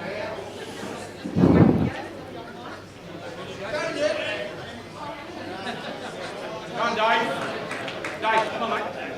Come on, Baysy, come on! Come on, Baysy!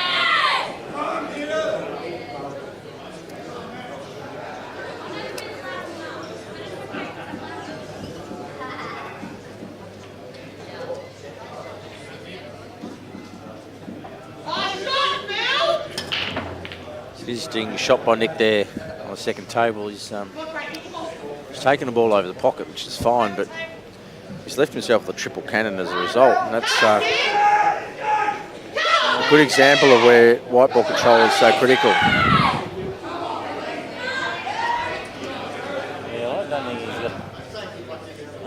got too much of an angle on that middle ball to get anywhere near the bottom one. Oh, he's got past it. That's a good shot. Yeah, it's a good shot. Bit deceptive from over here. But he's still got that yellow on the red that's not going to go anywhere.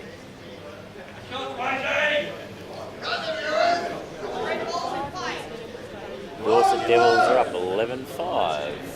Well, Thanks, Hans. if he actually puts a bit of top side on this, you can actually kick off the bottom rail into that red and yellow. It'd have to be a good shot, but it's actually there. You might even have that yellow up. Oh, it's not going to do it at that angle. Need a bit harder than that. But he would have kicked it out. And he would have probably been on that middle pocket and then straight in the black in the middle. So he arguably could have gone out there a little bit harder. But he played that with a big reach. He should have actually had the rest out because he didn't have a lot of control over it. He was stretched right down the table, and even the best players don't reach that far. Going for the big one down the table, and there's Come on, Frank. Come, Frankie! pocket Yeah, that swallows the wide. look, disappointing shot. It's the percentage of difficulty on that was quite high. Yeah, and he's killed it too. It's inside that red on the rail, so it's not going anywhere. Control to Frank.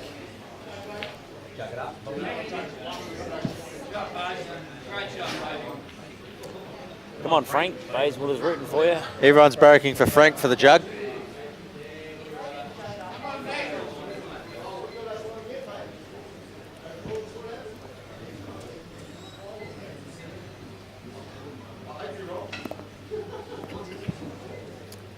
Shot, Baysy. Top it. What was that? Somebody said if it was any good, it would have gone out. What was that?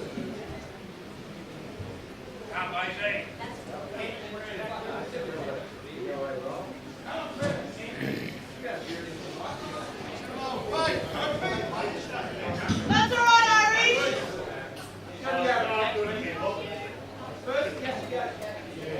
Oh, Frank. Oh, Frank. Oh.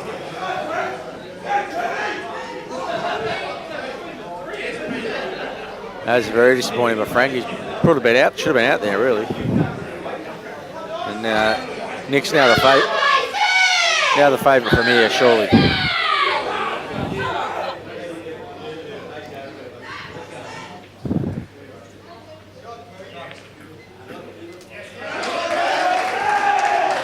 Well, I don't think Gary Simmons is going to die wondering here.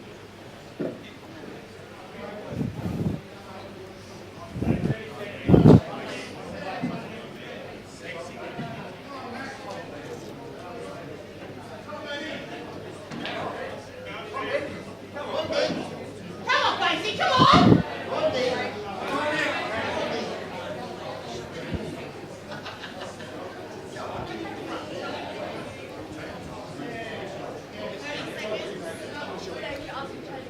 big gaps in the score, but it's things have certainly slowed down. The enthusiasm from some of the players. He's just played a big black down the table. That's a huge black. Oh, and that's just saved Bobby from jugging up. Lucky Bobby. Bobby owes Nick a beer. Yeah. Beer's cheaper than a jug. Buy Frank a glass of water for that. Nick, Bobby's going to buy you a drink. Nick, you're back there again.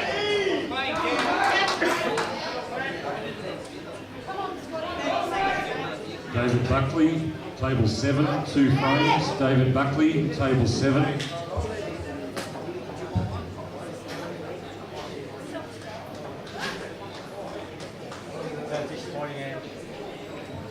Huh?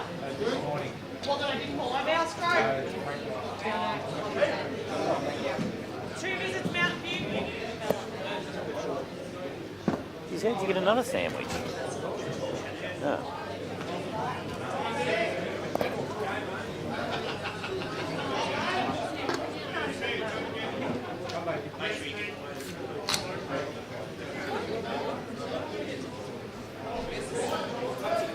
He's in the way he dresses.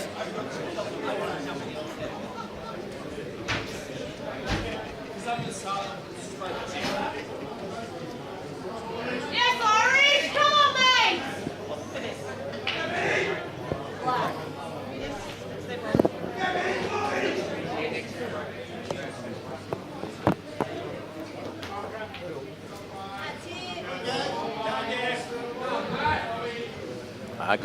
Good shot by Gary there.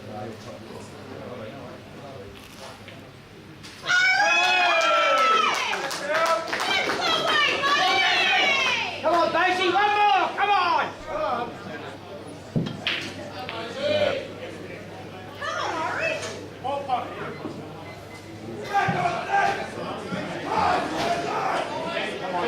Billy, well done. Writing's on the wall now. Well done, Phil. Come on, Mark. Yes, Irish! One more, Daisy. Come on, Baysy! Come on, Baysy! Well done, Daisy. One more. Bring it on, Baysy!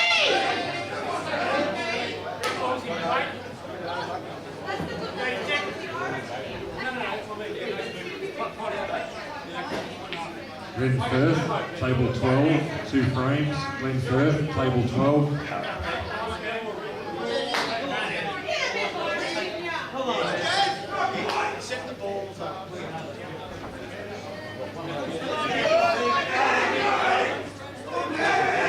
I'm not sure why Gary's taking so long for the shot.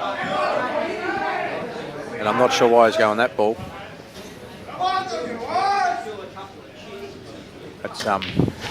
That's a crazy shot. Absolutely crazy shot. Rolling. Go, baby.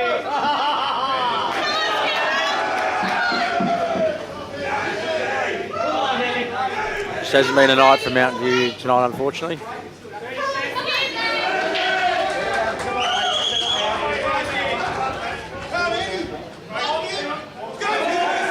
They've had a great season, and I thought they'd be a big show tonight, but Bayswater just been unfortunately too good for Mountain View.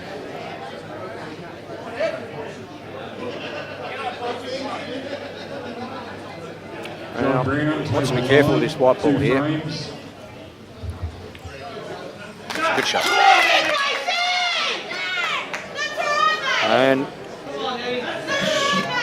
snooker. Come on, Baysy. Looks like a snooker from here.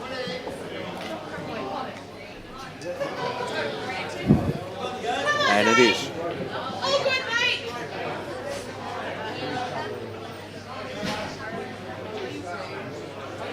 That's a great shot, Ted! I missed on the hill. Missed on the hill. You almost missed the end of the final, mate. Yeah.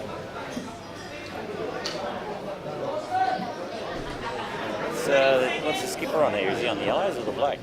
No, he's on the black from there. He's wow. He's played a good shot in the red to avoid the pocket, but then he snookered himself.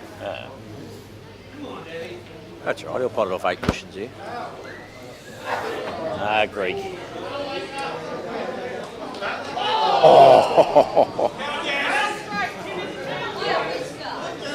Round and round the mulberry bush. I reckon if that was Bobby, she would have got that up the.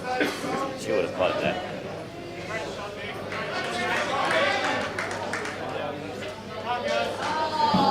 Oh, No, Gary Simmons, that's not worth no shots. Still got 2 visits on the black. you'd be better just bumping this off the rail, set up down in the corner. No, Gary will go for it. Well, bumping it off the rail would have been better than a shot straight down, but Gary's not that sort of player. He's old school. That's, He says if he can see it, he can knock it in. gee wow.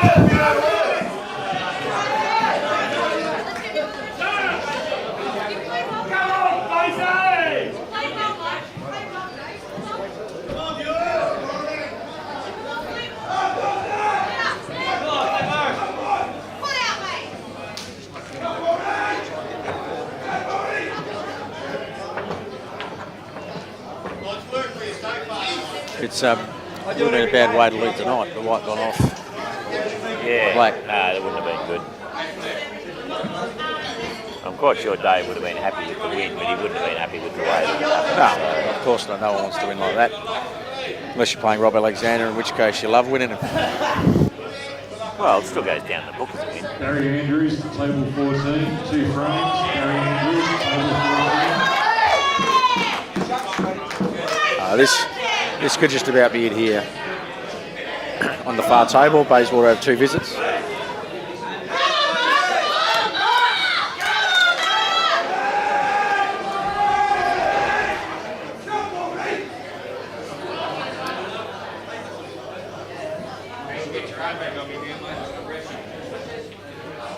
Oh wow, oh wow. He's right behind that black, I think, from here. He looks sneakered. Which is, and that's the difference between the top line players and the bottom. You should have taken that ball way over off the other side and just run it around. Would have been wouldn't have had that problem.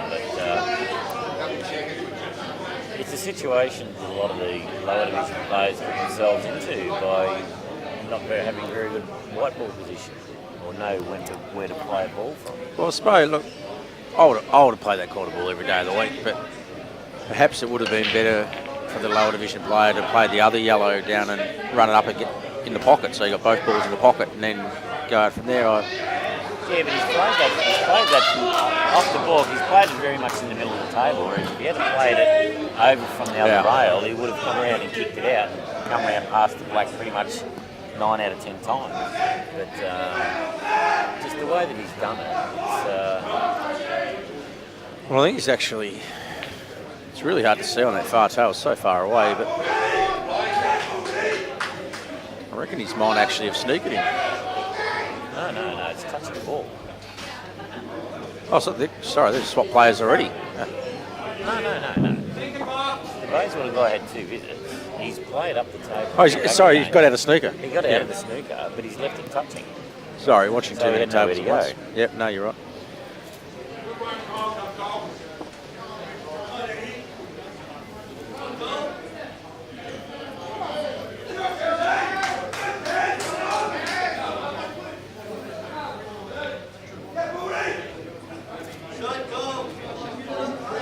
We should thank Dan Lynch too, CueballTV, for again helping us out in the grand finals. Dan the Sung his man. praises. He loves it. He loves it. It's a pity that more people don't support him. And Mountain View have spotted that. And wow, that was a great shot in the black. Huge shot.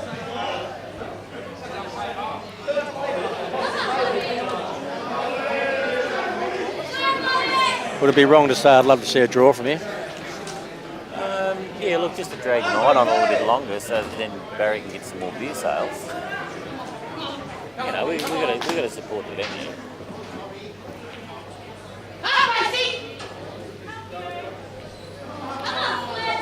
That was the Wicked Witch of the West.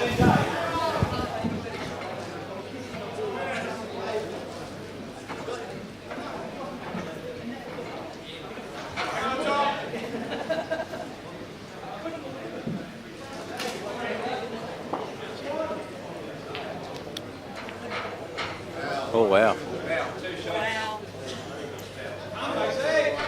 Oh, Flip's got 2 shots. What's Flipper on?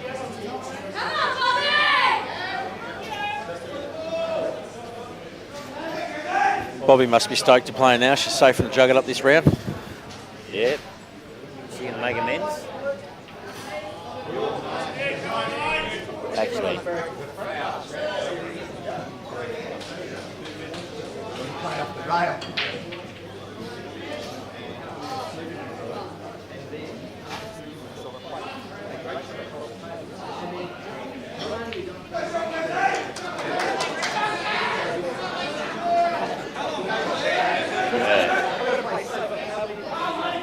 Yeah, we're actually talking about that. That's it, Bobby!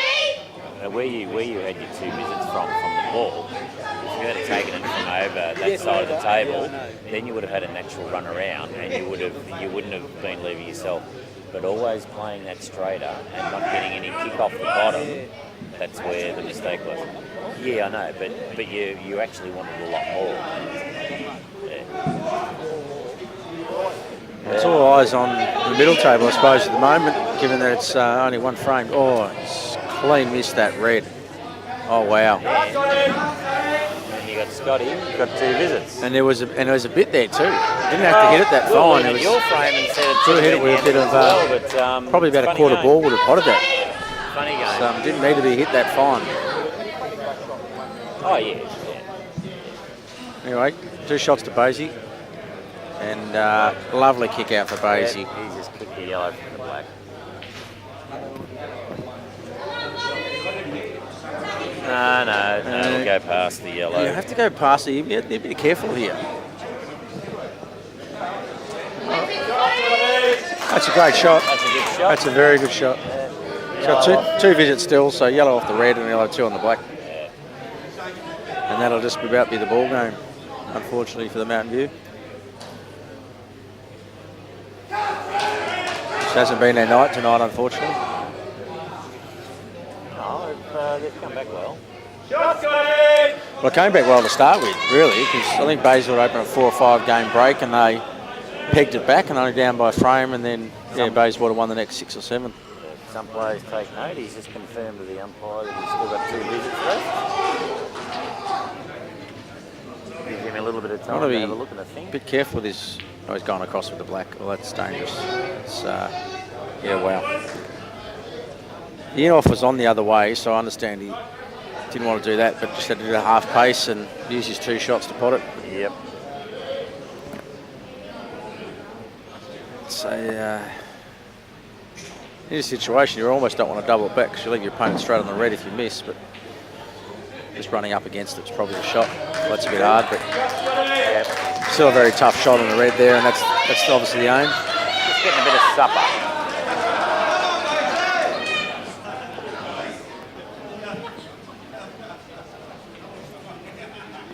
That's it, Bobby! This is a hell of a shot. Hell of a shot here. He has to really play it up top right and really at pace, to be honest. And this is a tough shot in the middle table. Very tough shot.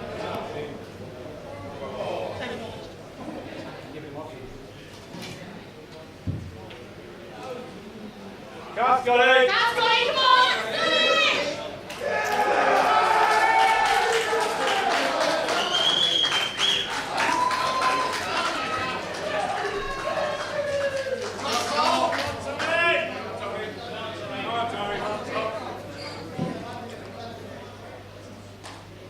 And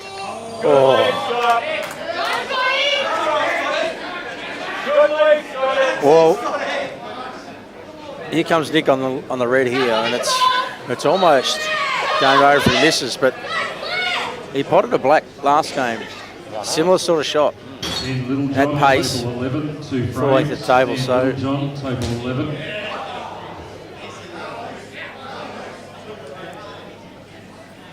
here we go. Hearts and Bells behind us with Bayswater. Oh, jeez. Oh, wow. Oh, wow-wee. Oh, wow-wee. Because Fortune favours the brave. he's actually almost potted it straight in. It's just missed. Yeah. He's just missed the pocket. It's just, oh wow. What drama here at Princess Park. Well, this could be 13-16.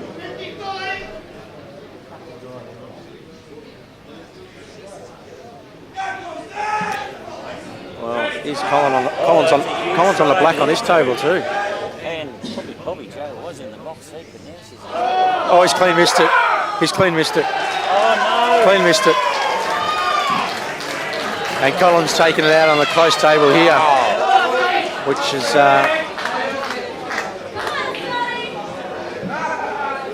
Oh, that's disappointing. Oh.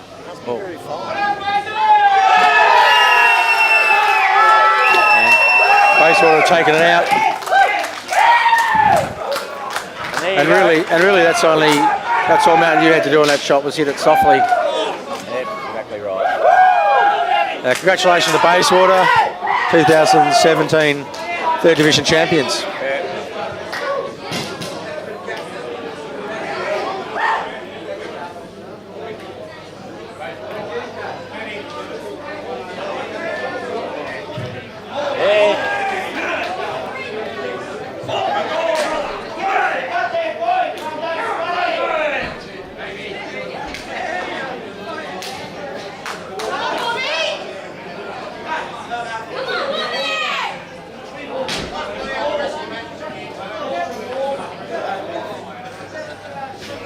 Dave, just put the score sheet up in front of the camera, mate.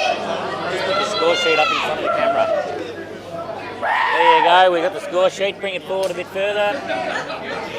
So here we go. Come on, Beaver, you can have a look at that.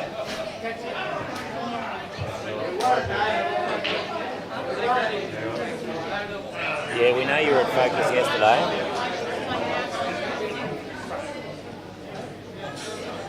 There you go, there's the scoreboard.